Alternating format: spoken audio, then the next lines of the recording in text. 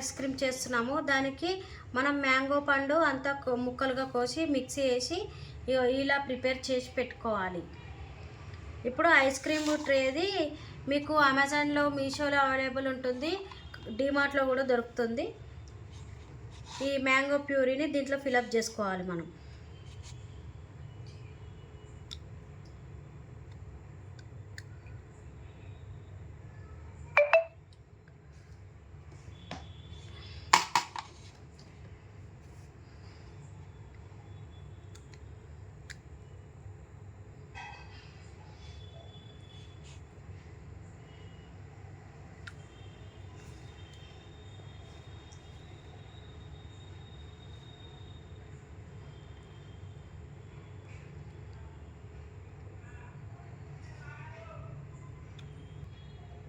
ఇలా మొత్తం అన్నీ ఫిల్ చేసుకొని దీని క్యాప్స్ పెట్టేసుకోవాలి.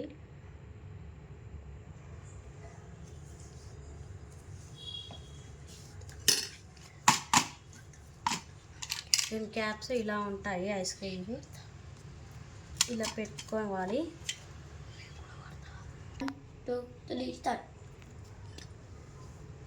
ఈ క్యాప్స్ అన్నీ ఇలా ఫిలప్ చేసేసిన ఇప్పుడు డీప్ ఫ్రీజర్లో 10 to 12 hours పెట్టుకోవాలి. అప్పుడు మ్యాంగో ఐస్ క్రీమ్ రెడీ అవుతుంది.